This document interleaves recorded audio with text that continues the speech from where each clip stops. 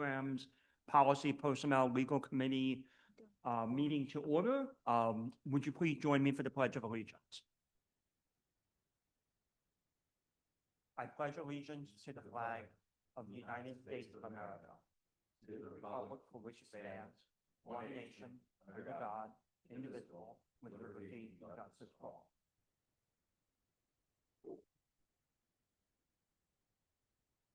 Welcome, everyone. It appears that we have no residents' request to address the board this evening, so we will proceed directly to the agenda. There is no agenda item for the Policy, Personnel, and Legal Committee. So for Education and Programs, Dr. Dandridge, I believe that you have a presentation. That's correct. So in our August meeting last year, we gave a preview of the year to come and then wrapped it up at the end of the year, reviewing all of those items. We thought it worked really well, so we're going to do that again this year. So we have a couple of informational items here for you on topics that you'll see the district working on this year, most likely coming back during future ed program meetings, etc. So as you know, we had our kickoff camp for administrators at the beginning of August. And one of the areas of focus this year that we talked a lot about is accountability and being results oriented. We've had a theme each year, and those were two of the ones that we highlighted with our team this year. And then each of the administrators in the Act 93 group are going to be responsible for 3 goals this year. The first goal is going to have a link to the comprehensive plan that we just adopted. So some project that they are working on in that area. A second goal is improving academic progress or departmental progress. And a third goal is about improving or strengthening their personal leadership. So you'll see those goals across the district. Each of the leaders will have an area that they are working on and working with their direct reports on. And then you also know that as part of that comprehensive plan, we adopted a new vision mission and really working on ways to bring that vision, that new vision of learning together, shaping tomorrow to life will be an area of focus for us this year. We also have some areas that are across the district, things that we have been working on for a couple years and are going to continue to build on. So you've heard us talk a lot about the McGrath program that we have been implementing here at Hempfield. We've been working hand in hand with McGrath to train our administrators this past year. Last year, we had all of them trained on their bullying response program.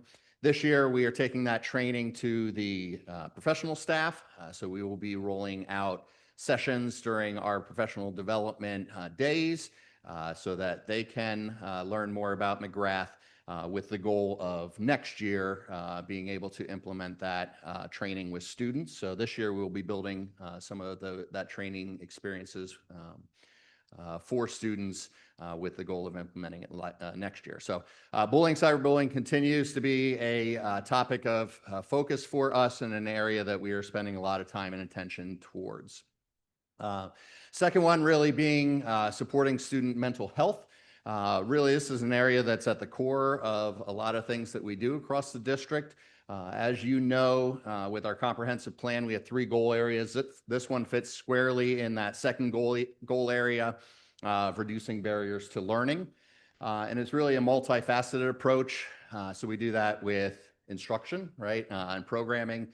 So at the elementary, we have our SEL programming or our second step program, which you've heard a lot about, implemented in all of our elementary classrooms. And that picks up in the middle and the high school levels with our health curriculum. They do a lot of work with students giving lessons on stress management, healthy relationships, mental health, conflict resolution, all sorts of different topics throughout their middle school, high school years. We also do it with an amazing team of educators. So as you know, we have 4 social workers that work across the district, really providing supports for families who need additional resources. They have done a lot of behind the scenes work to provide families in need with resources and connect them to community resources. Done a lot of work with improving attendance rates across the district, things like that. We have our safety team, which includes 2 school resource officers and 2 security team members, as well as Mr. Gleason, our district safety and security officer. That team, where you traditionally think of them as being our response to physical safety in the buildings, Mr. Gleason actually just this morning at our admin team meeting was talking about how awesome students were responding to the security team members during the first day of school coming off the bus. They, not to downplay relationships that the principals have with students, but they were walking right past the principals and running towards some of the security team members to give Mr. Wilson, Mr. Haynes a high five. Really excited to come back from summer and see those individuals. And that's due to the work that they do on building relationships with those students. They are sometimes working with some of our students who might struggle with making some connections in school with adults, and they are building some really strong ones. So that was great to see. Mr. Gleason couldn't stop smiling when he was sharing that. We have a wonderful team of counselors across the district. There's 19 of them across all of our buildings. We have 8 school psychologists, 14 nurses, behavior specialists, and then 7 intervention and support teachers, 1 in each of our elementary buildings. So really strong team there, focused on mental health and supports for students. And we also provide school-based counseling for all of our students in each of the schools.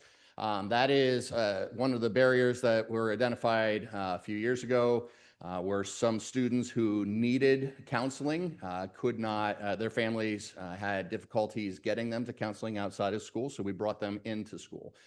So we partner with 2 different organizations to come to our schools and provide school-based counseling with parental approval to individuals during the school day, really to increase some supports there. So that is, like I said, part of our core, part of our identity, and an area of focus for us. You have heard us talk a lot over the past year about the new Pennsylvania science standards, so those STEEL standards. Last year, we implemented in the middle school and in our biology classes.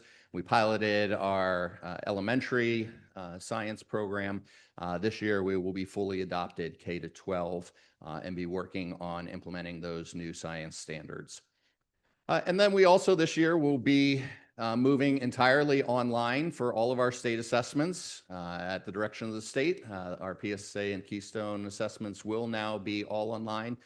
A lot of kudos to the technology department for helping us pilot that last year and work out some of the kinks. And I know Dr. Musser said it multiple times, we're pleasantly surprised about how few issues we ran into in those pilots. Did learn a lot. And expect a smooth transition to those this year. 2 products that complement that are called Firefly and CDT.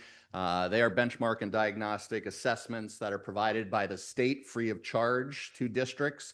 One of the things that we learned talking to other districts who had taken on online state assessments is that the more exposure that you can give students to the online testing environment before they get to the spring PSSA and Keystone tests, the more comfortable they're going to feel and the better success that those districts have seen. Firefly and CDT gives us a lot of feedback ahead of time on alignment to those state standards and how students are doing and identifying some of those gaps. But it also allows those students to have familiarity with the same platform that they'll experience when they get to the PSSAs and Keystones. So we'll be implementing Firefly this year for the first time. We've done CDTs for a couple years here to complement that online assessment rollout. In the curriculum cycle, you know, we have a 6-year cycle. Oftentimes year 2 seems to be the year that you hear the most about those departments because those are the years that we are evaluating and writing curriculum. That is often when we are exploring programs to implement with that written curriculum. So, last year, obviously, that was a lot of the science work. 2 years ago, the elementary ELA program was being written. This year, K-6 social studies and then K-12 library, music, and art are in their year 2 writing years for curriculum. So they will spend a lot of time and are spending a lot of time rewriting their curriculum for implementation next year. As we did say at the end of last year, we do not anticipate in any of those 4 areas big ticket programs to be brought forward. So we think this will be a lighter year in terms of what we are looking at to complement those curriculums. And Mrs. Dicely, do you have anything that you would like to add to that? That's sort of, I know, your wheelhouse. It is her wheelhouse. She does a great job with Mr. Hoffman, working with our teachers on implementing those curriculums. And then we have each of our areas, we have some different focus areas. You're going to see some consistency between all our elementary, middle, and high school areas for some similar focus areas. At the elementary level, we are evaluating our current schedule.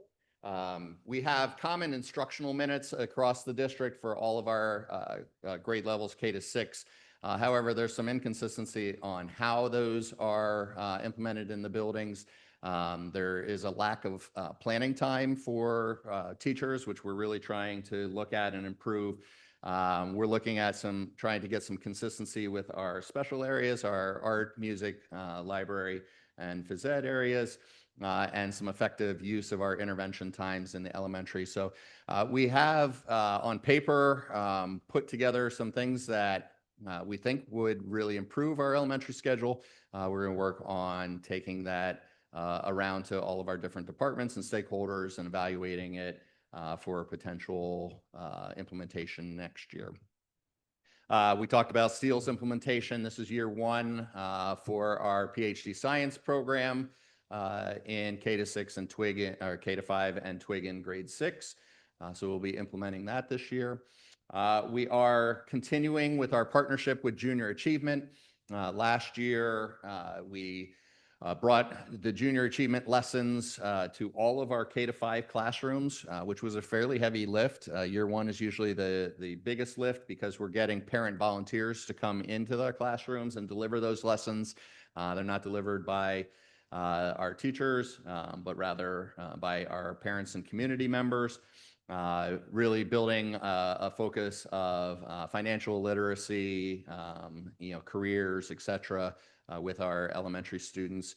And then that is complemented in grade 6 when they go to BizTown and have a really successful field trip there. We do then continue Junior Achievement up into the middle and the high school. So we will continue to build on that this year.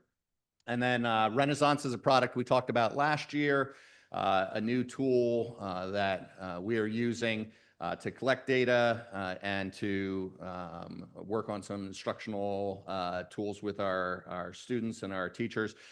Last year was implementation, so all of our students in K-8 were getting the Renaissance STAR assessment 3 times a year.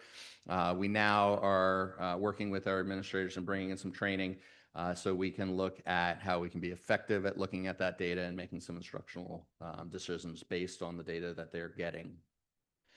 So expanding that work. At the middle level, again, you're going to see we're going to be talking about scheduling. One of the areas that Dr. Mumma and Mr. Cox were looking at were especially in our exploratory areas. We have traditionally at the middle level started to give some choice to students in their exploratories. So reviewing the exploratories that they're offering at the middle, what's effective, what choices students are making, and whether we can have any improvements there is an area that they were starting some conversations on. One of the big areas that is new to us, both at the middle and the high school area, will be parent-teacher conferences. So this has been an ask of both the community and the school board that we look to expand parent-teacher conferences beyond just the elementary. So we are moving that into the middle and the high schools this year, and we will be having those both in November and in the spring as well. So more information coming there, but that'll be new for our middle school and for our families. This past week, we also had Step Up Day for grade 7, which was a tremendous success as well. Last year, we piloted that in grade 9. This year, we were able to bring our 7th grade students in a day early before school to get the lay of the land, explore the building, walk their schedule, and just get comfortable before they had a full building. We had a packed house, tremendous success, really happy with all the work that went into Step Up Day, both at the middle and the high school, and the amount of work that Dr. Musser, the secondary administrators, and the teachers put in to make that a positive experience for our students and for our families. And students. I know a lot of Yeah. students who Sure. A lot of students. out there. Yeah. We also, at the middle school, are looking at expanding and unifying our IST, or our intervention supports. We have a strong, like I said in one of the earlier slides, we have 7 IST teachers at our one in each elementary building who are focused on identifying needs of students and trying closing those gaps before more interventions are needed. So we're looking to seamlessly continue that work that is done in the elementary at the middle level. Certainly they have a different schedule, different staffing, different setup with their students. So it looks a little different, but we'd like to have common language, common consistency in our flow charts and how we're responding to student needs. So Dr. Mumon and Mr. Cox were working with teams over summer to explore what that might look like and seeing how we could implement that further. And then at the high school, we are, again, looking at the schedule and a full graduation requirements audit. So that was something that it's been several years since we've really looked at in depth. I know that the team at the high school and Mr. Bremersky and Dr. Musser have been preparing a lot of resources for that. So we can take a look at the offerings that we are providing for our students. What do our graduation requirements look like? Are they responsive to our students today? Do we need to make any adjustments? So that'll be an area of focus as we go through this year. You heard last year, All In was the slogan that Dr. Brossman and the team were preaching on a regular basis. This year's theme is called Try New Things. So they have been sharing that with their students and staff here during the opening week of school. I am sure as you go to back to school nights and other events at the high school, you will hear that coming from that team as they really look to bring Try New Things to life and encouraging experimentation and to push your boundaries further than you have in the past. Not a surprise to anyone, the high school project is a major focus of the high school this coming year. Not only the design and the building of the school, but also the impact that it might have on programming and what we want our future high school and our future programs at the high school to look like. It is a large project with many moving parts. So that is an area that they are working on, and it really aligns with a lot of the work done in that first bullet there. What is the impact on the educational priorities at the high school? And also parent-teacher conferences will be new at the high school as well. So seeing what that looks like and responding to community feedback and attendance there. So that's each of the 3 levels. We also have several district initiatives that we're working on. I talked already in that first bullet about bringing our new vision to life, learning together, shaping tomorrow. What does that mean for us beyond the words in the comprehensive plan? We had our opening day, district opening this past week, Monday, where Jean Paul Gonzalez came and spoke to all of our staff and really tied in a lot of those themes about how we work together to be all in to shape the future. Really, I believe, resonated with a lot of staff. We got a lot of positive feedback there. So we'll be working on that throughout the year. I know Dr. Musser and I worked with the principal group and the administrative team on that accountability and feedback piece. One of the areas that we are working on is in a book study. We're using the book Clarity for Learning to talk about some instructional leadership that can be done in the building. So we'll be working with our team on that this year.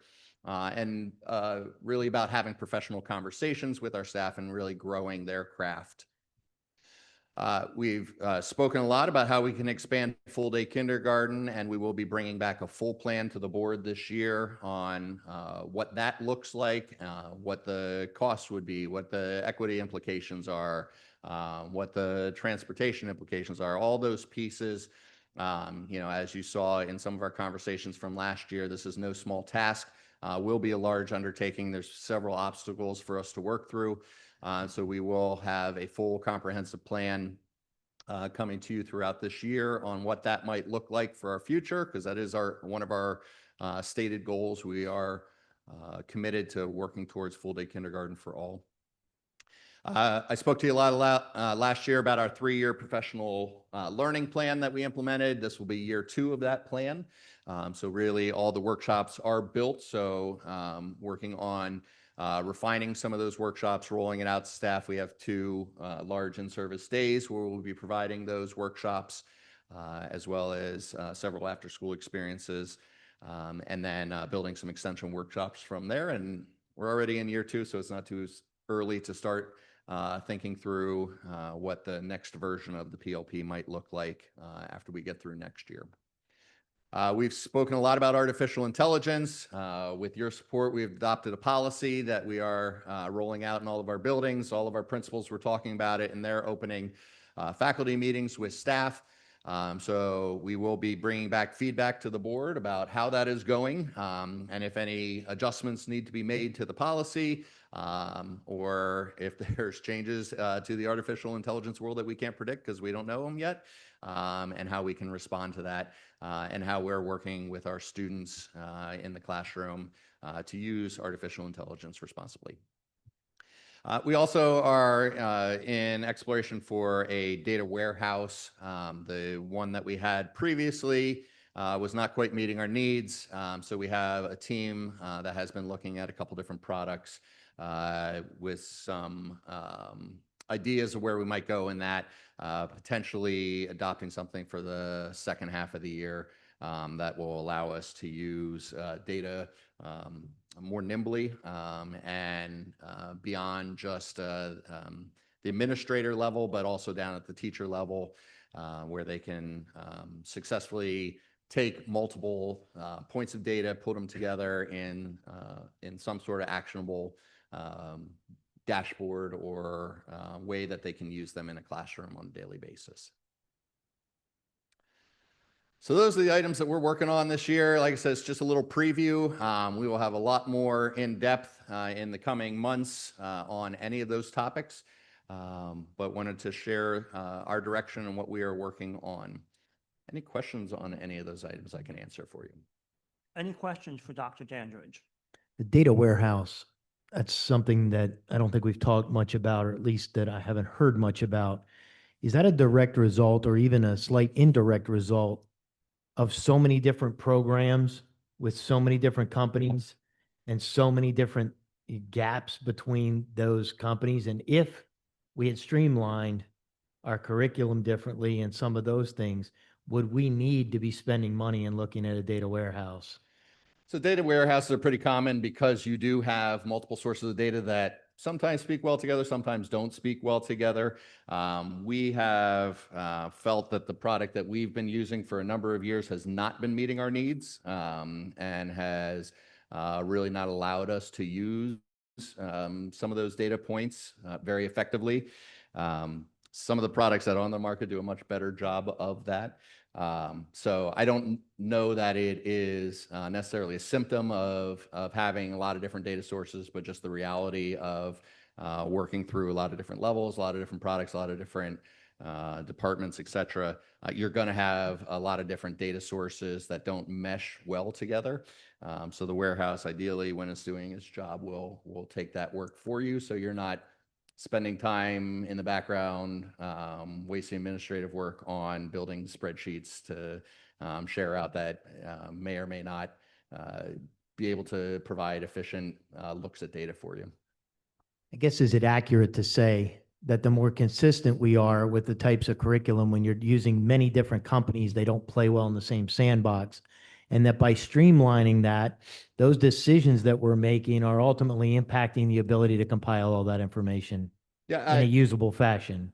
yeah, I mean, I don't think that is an untrue statement. I will say that that warehouse is not only looking at just academic data, but it's also pulling in attendance data and discipline data. So different types and sources of data, not always just the typical assessment data that you're thinking about with the different products that we use.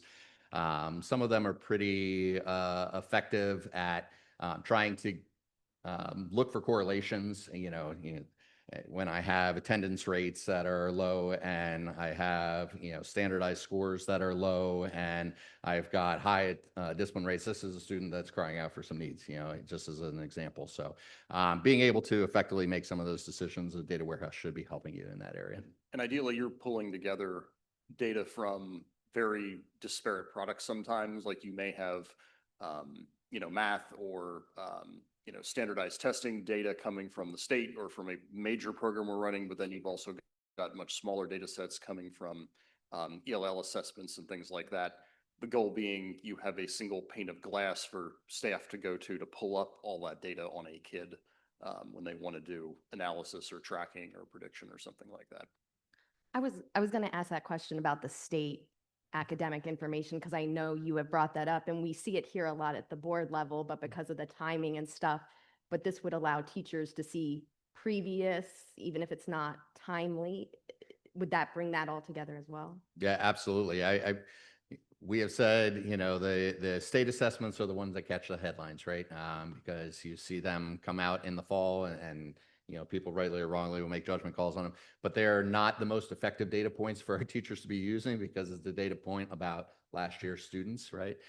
So having a warehouse that can pull the current data that you are using in some sort of comprehensible format for our staff to use is really the goal of what we're trying to accomplish there. And I think that that's also one of the big points of the data warehouse as well, is that Dr. Dandridge does an amazing job of taking the data the state gives us and making it look intelligible and useful on the screen. But the actual form we get back, the format of the data we get back from the state is very, very different. So if you do want to do individual analysis and really dive into it, you need a tool to do that. It's a very time-consuming process without one. Other questions? Yep, Yes, Mrs. Brady. couple, they're from all over the place. The first one, you mentioned the district initiative for full day kindergarten, which is, obviously we're all very interested in that. Do you have a rough timeline on when you'll be bringing that to us?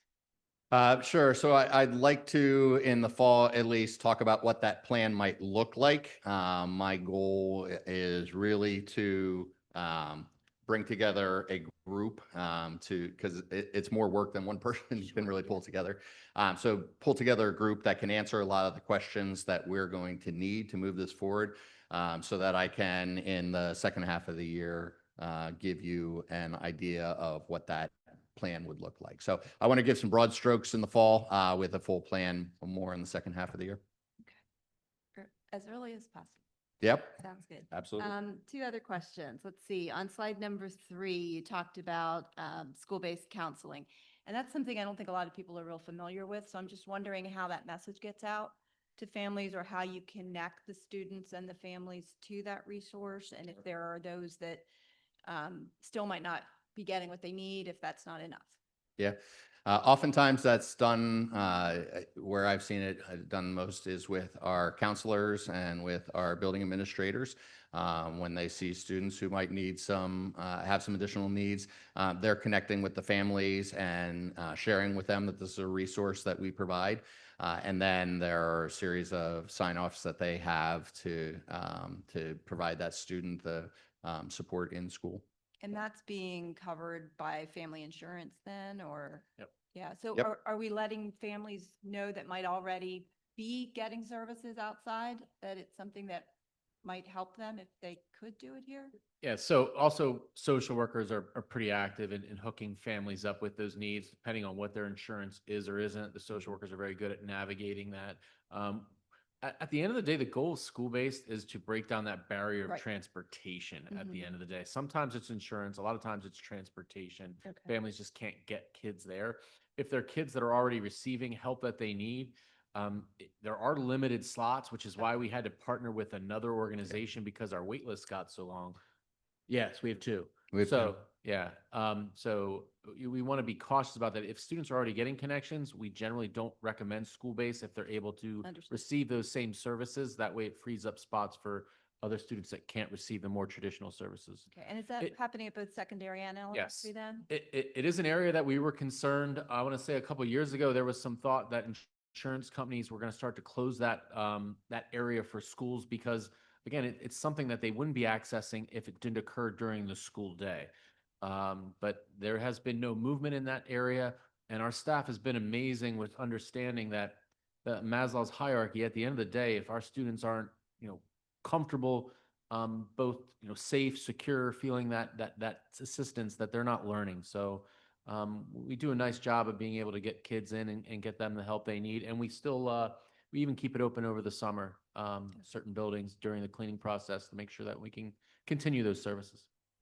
And then my third question, let me see if I can read it. On the IST at Mhm. each elementary, and how is that at the middle school level? I know you were talking about bridging that to K through 8. So are there currently ISTs at the middle school and they're just not necessarily, they're siloed with the elementary and we're trying to get them into the same silo, or? Yeah, we're looking at as much consistency as possible. So like what I was a middle school principal at LMS, we called it the care coordination team, right? So we're bringing team of individuals together to meet to discuss student needs. So the goal that I know Dr. Mumon and Mr. Cox are looking at is those teams have existed for a while. How can we be consistent with what's happening in the elementary, have consistent language, consistent supports put in place so that it doesn't feel like a whole new world once we get up to the middle school. Starting So over. Okay. there's a lot at the elementary level. There's a lot of pre-work on the classroom level and making sure that we're trying the least responsive or least disruptive intervention first and seeing if it's effective before we're recommending some more intensive interventions. There's some of that at the middle level, but not quite enough yet. So they're trying to take some of the strategies that we found to be effective and seeing what they can implement there at the middle and level. Okay, thank you.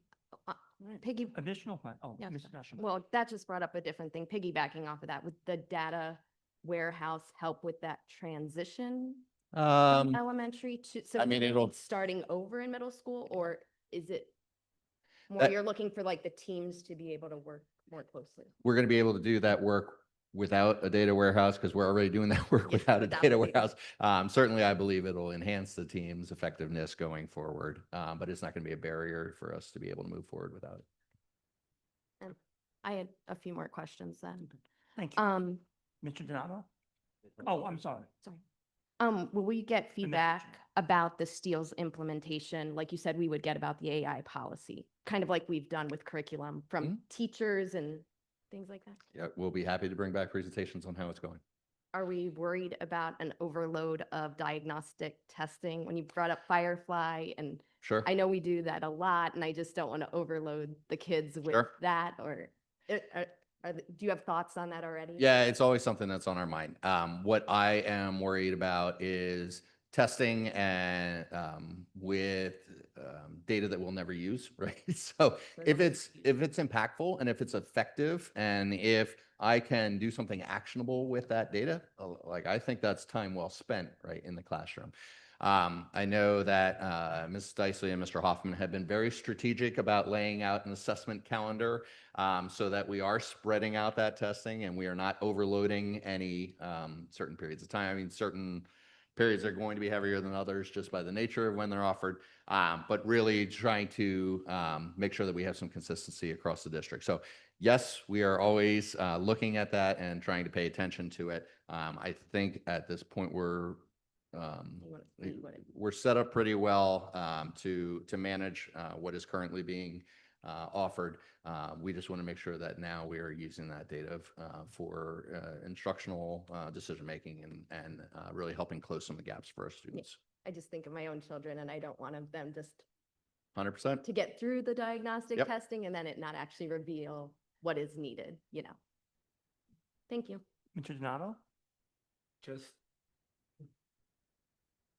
comments from, first of all, for the Step Up Day. I went around yesterday for the first day with Mr. Boberski and happened to conversation with both of the principals, and both of them thought the day went a whole lot better because the seventh graders knew how to use their lockers and knew where they were going and things. In fact, I think Mr. Cox would mind if I share that. He said to both Mr. Boberski and I wasn't sure I was in favor of actually doing this. And he said, now we need to continue it with it.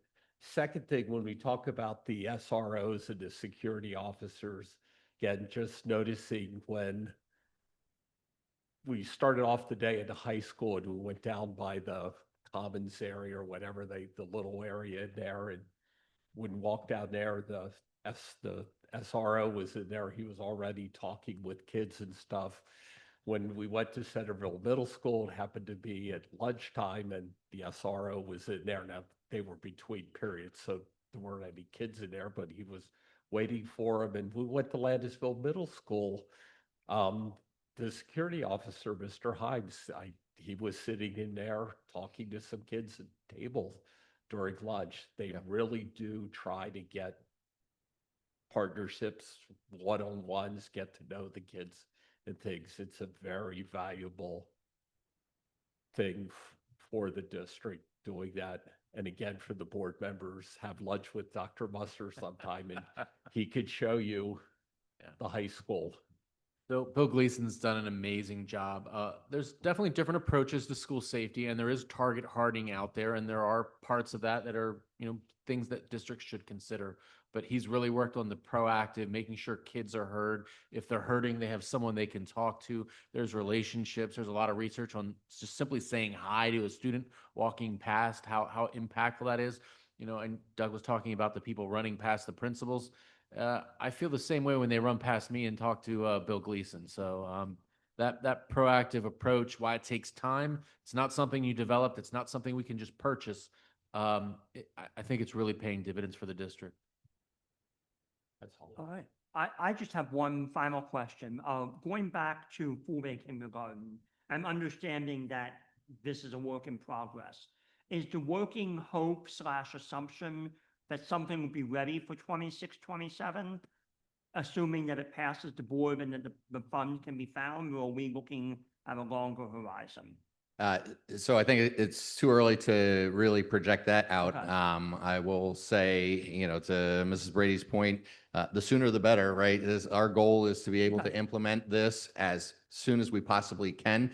It is a large project that will have financial implications as well as facility implications. So being able to do that well will be the most important thing. I don't want to rush something in that really is going to set us back long-term. So I would love to commit to it. I'm not ready yet to give you a year. Thank you very much. Any other final? Oh, I think working through the expansion of the the extended day program was a really good model that we used as a board. And I think, you took information from so many different perspectives. And I think that was a good working way to kind of tackle the next step. It was a good introduction. It's a great step forward. Yeah. More work to do. all right. I have one last comment. As we walk through the kindergarten, I'm fully supportive of full-day kindergarten. In fact, I was a little shocked when I came here and realized we didn't have it. However, that being said, because there wasn't proper planning financially, and there's a lot of things on the table, the district is going to have to sharpen their pencil moving forward related to it. You're gonna have to look at what's really important, and I believe this is very important. However, that's not been a priority for this district in the past, and I'm not suggesting I'm right, but I'm suggesting it's the right thing to do, based on what I've seen. And a lot of learning gets lost. It's even difficult for a lot of parents related to their jobs and other things. So I really am committed to making this happen, but I think the district's going to have to commit, and this board's going to have to commit to being willing to find that money somewhere else and not just say, we're just going to continue to pile on the expenses to this district. And I believe the money's there, but we're not very good at letting go of anything, even if it's not something that's useful. Okay. Any other comments?